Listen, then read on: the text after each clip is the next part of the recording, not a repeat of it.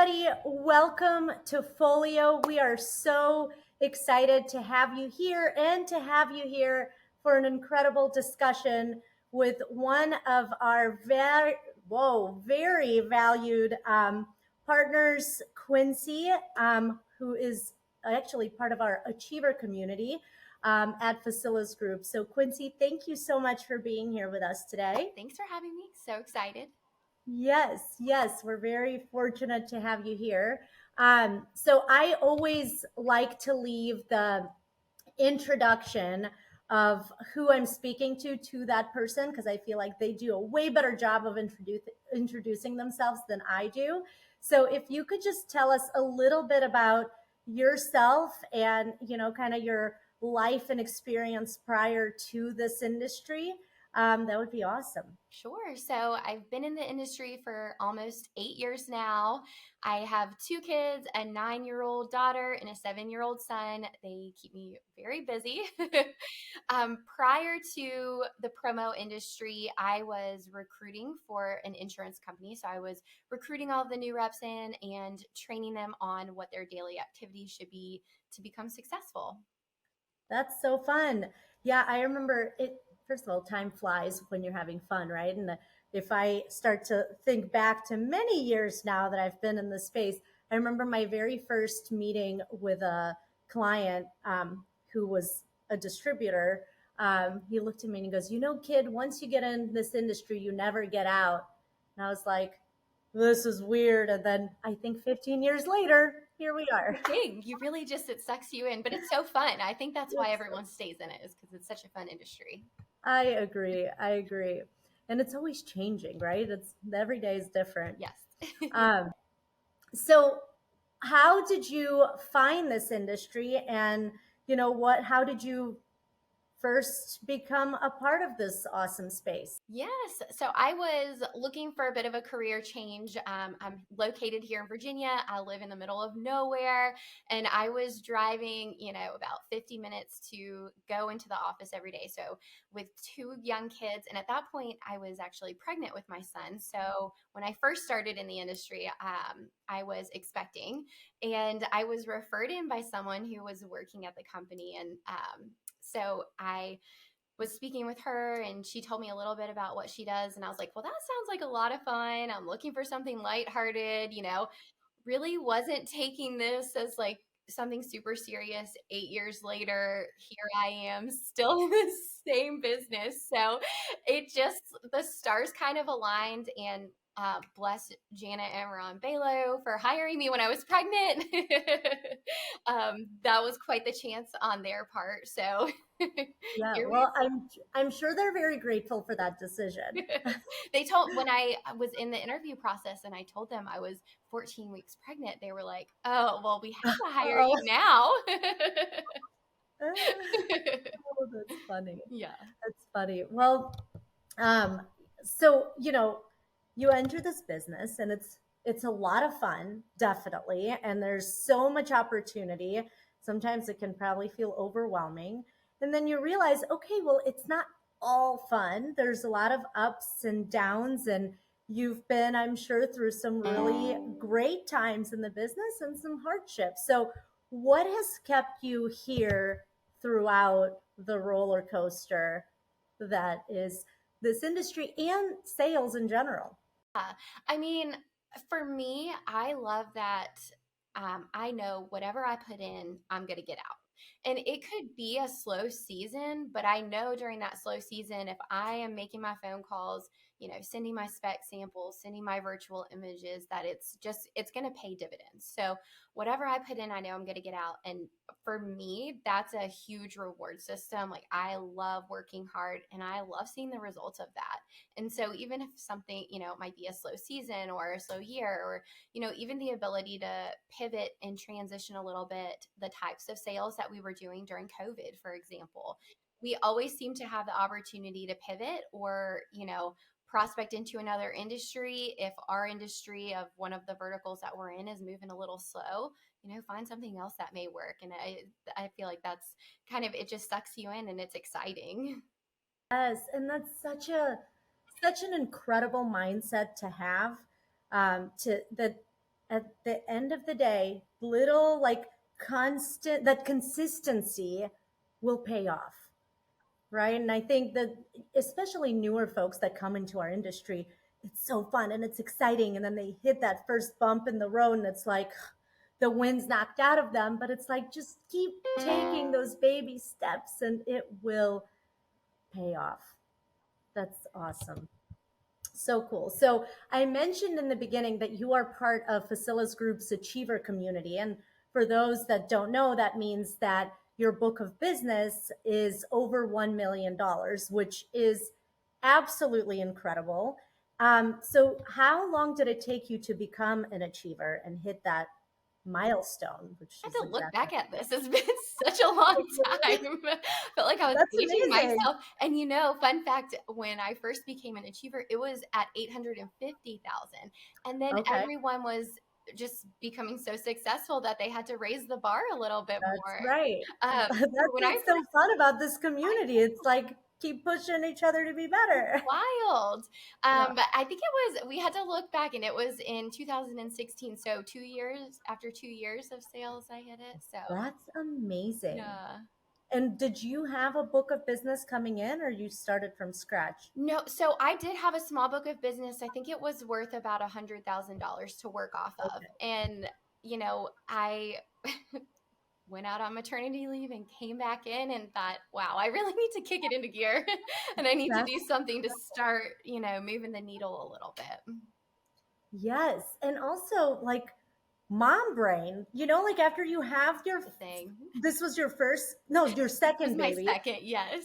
I remember after my second, it took me a second to like remember how to do life. So that's incredible that you got there so quickly after that. It's been fun. I think being able to push myself outside of just being a mom is Yeah. just really good for me. It's good for my Yes. soul, and I just it's an outlet that I really enjoy every day. I I agree, and that's awesome. And you look like you have so much fun doing this, which is, Thanks. I mean, that's more than half the battle, I think. Um, so I want to know. You said it's been a while, but what was it like when you hit that first milestone? What are 850 is still incredibly impressive. So I'd love for you to kind of take us back to that and let us know what did it feel like? Because I think that emotion is so important to even just remember to get you light up again. I honestly was like, what? I didn't know that I could even get to that spot. I mean, truly, when I started my career here, I was thinking, this is just going to be something fun. I'll do it, here and there. At some point, maybe I'll even be part time and I'll, take care of my kids.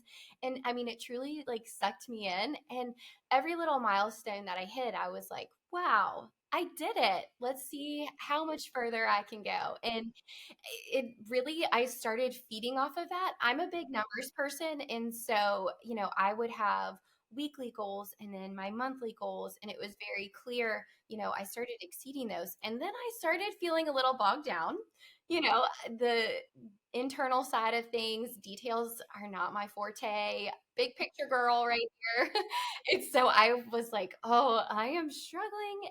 But my manager said, once you hit that mark, then you'll start to get sales support. And so I was like, well, don't have to tell me twice. Let's do this. So then I just kind of started making, movement here and there. And it just kind of spiraled and escalated. And it was really very rewarding. And I feel like it did a lot for my confidence as a sales rep, within this industry, and being able to rely on my peers, I think was also a really big part of that, having accountability partners that are cheering you on and rooting you on in your journey, and you get to do that for them as well. I mean, it was exciting.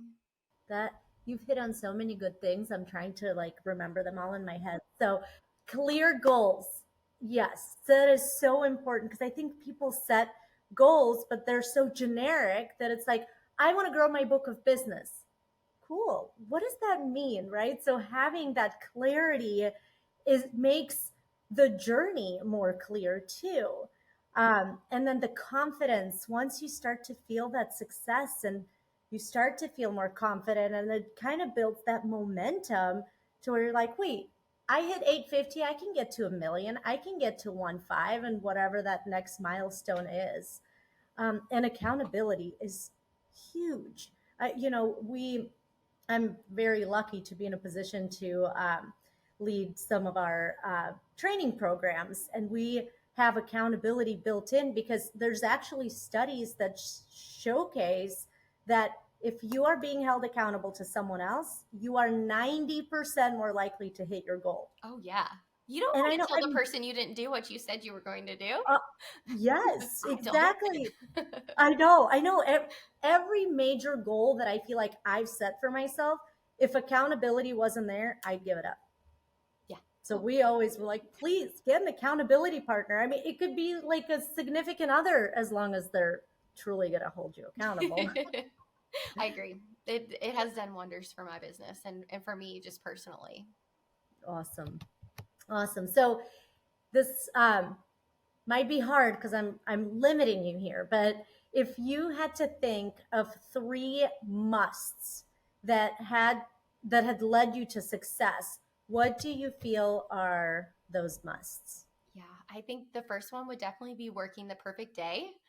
I am a calendar blocker, time blocker. I know what activities I need to do and at what time of the day I need to do it. And if you don't get those activities done, you're just not going to be successful because you're not refueling your fire that you need to keep going. So I'm a big component on the perfect day.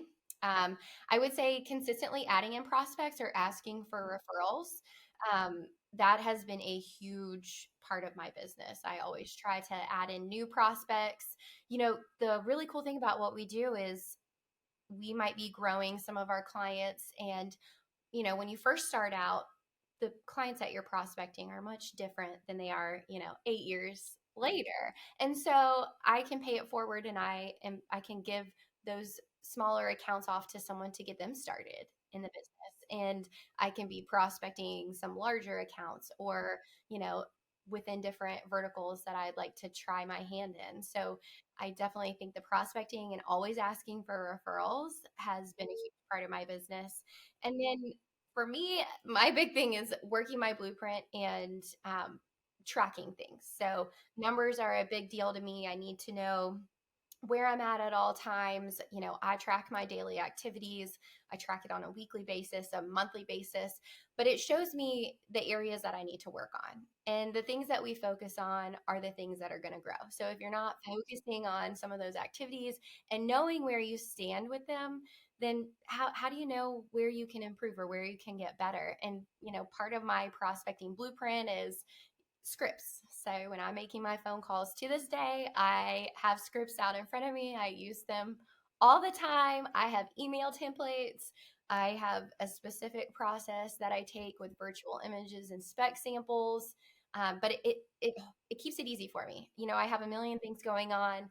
I leave in the afternoons to go pick my kids up from the school bus, and I take them to their activities. And so if I'm time blocking, I know that I can be adding in my prospects, making my phone calls. And I have a foolproof system that I can work, that it feels really good. I feel confident in it. The things that I'm saying, I feel really good about what I'm saying in my messages or in my emails that I'm sending someone. And it's an easy process. And so it takes the thinking out of it for me so that when I'm, done with my time blocking, then I can do those other activities.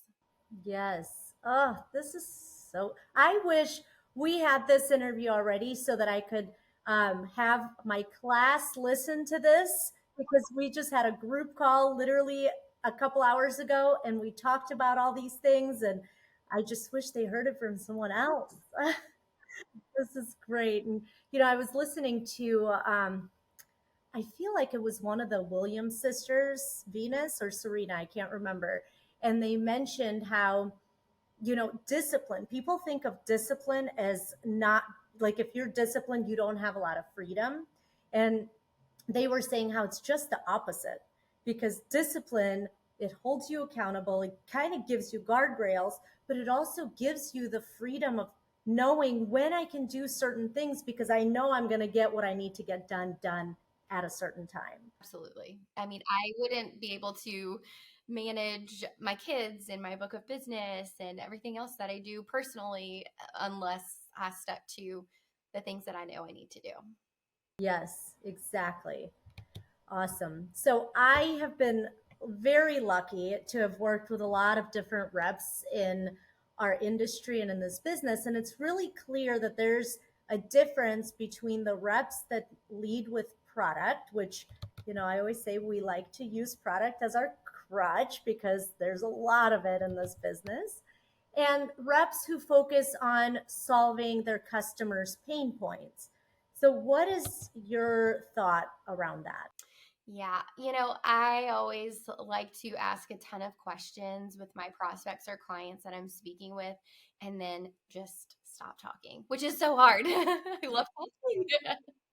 It's so hard, but it really just, if you let them talk and you listen to them, you can uncover some of what their pain points look like, and you can find an applicable solution and a creative solution, and you can propose that to them. There are so many people in our industry. Very few do it really well, but there are so many people in our industry. And do you really want to be like everyone else? I mean, if you're asking the questions and providing a real solution to some of their problems or pain points that they're experiencing, then you're going to be the one that they call. You're going to be their reliable partner. And that's what this is about. It's about getting creative and being able to show your creativity through providing really cool solutions to some of those issues that they're experiencing. Okay, sorry, that was so great. I'll just, it really was. I might ask you to be one of my speakers in my Happy class to because help. you are I love so good. helping other people in the industry because I relied on so many people when I started. Like, there's no need to reinvent the wheel here. Like, just And that's, replicate what great people are doing, and it makes you better. when it It works, does. that's what I keep saying. There's certain things like you mentioned, just it's hard to just stop talking and listening, but you must do that if you want to truly become a strategic partner. You need to understand how to do that, and you can't if you just assume things.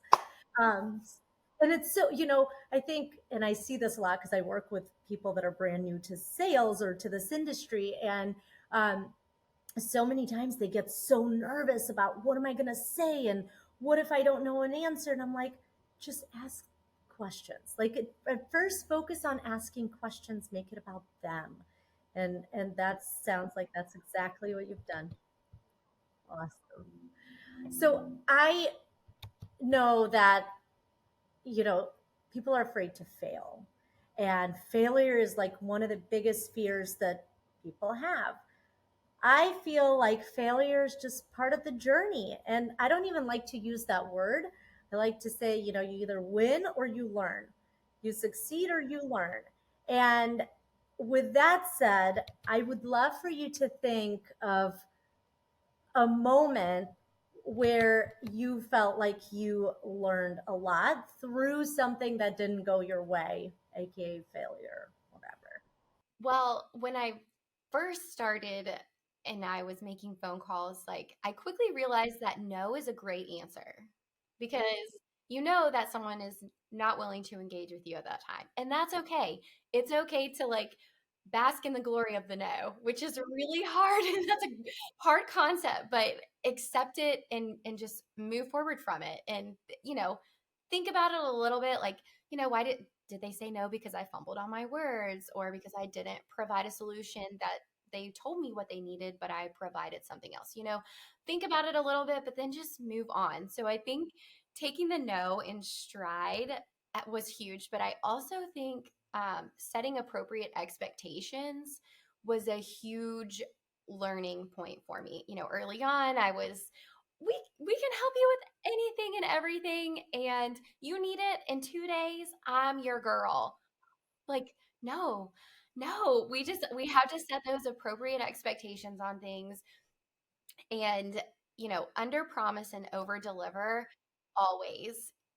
I just think being transparent about that. I think COVID taught us a lot about that as well. The expectations of the industry completely changed during the pandemic. And it kind of made it easier on us because the whole world then understood some of the pain points that we experienced previously with, bringing product in or waiting on inventory for things. So I think, setting those appropriate expectations. If you tell a client that you're going to call them on Thursday at 2 o'clock, I really hope that you're calling them at Thursday at 2 o'clock because you're building the muscle of showing up for them and showing them that you're the reliable partner that they need to be working with.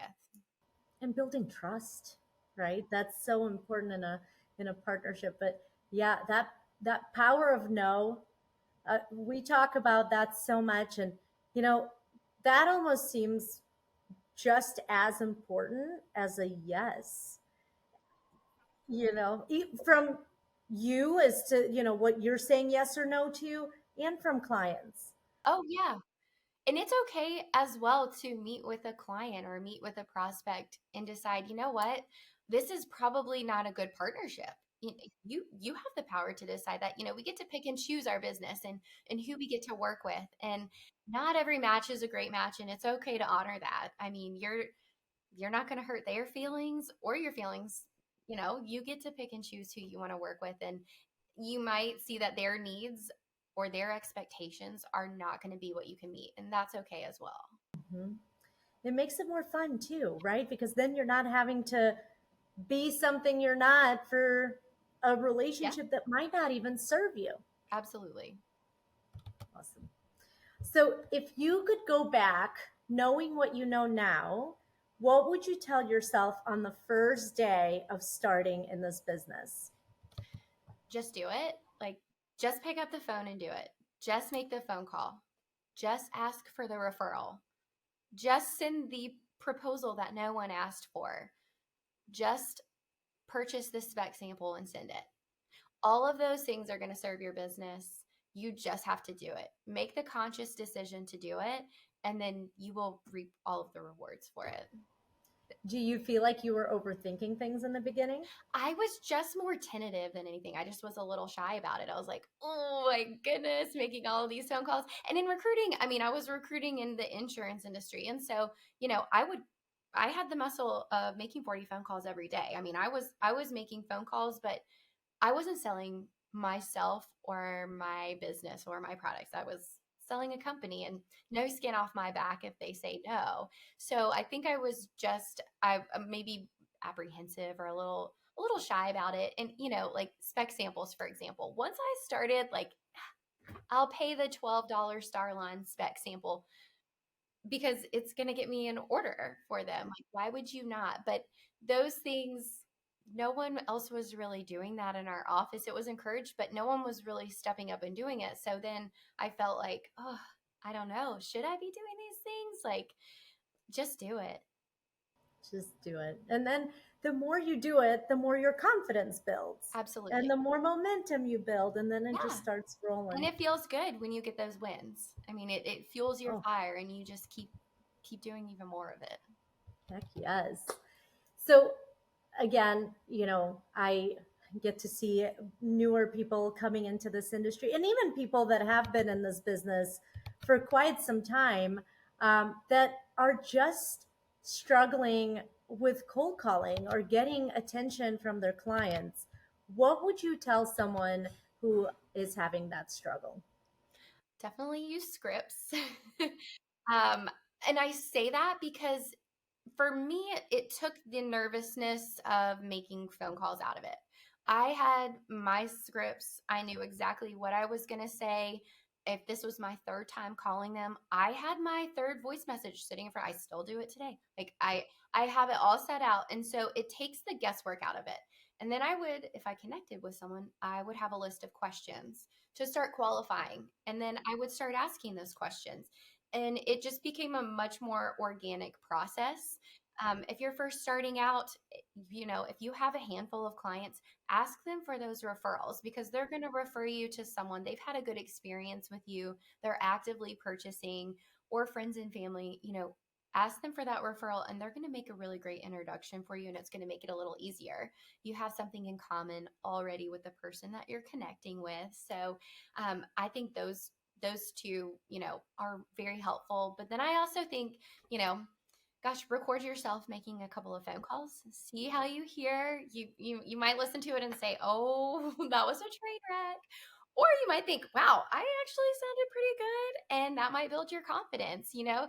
You don't know. It might be that you need to slow down your cadence a little bit. I mean, I'm a fast talker, so that was always eye-opening for me whenever I would do that.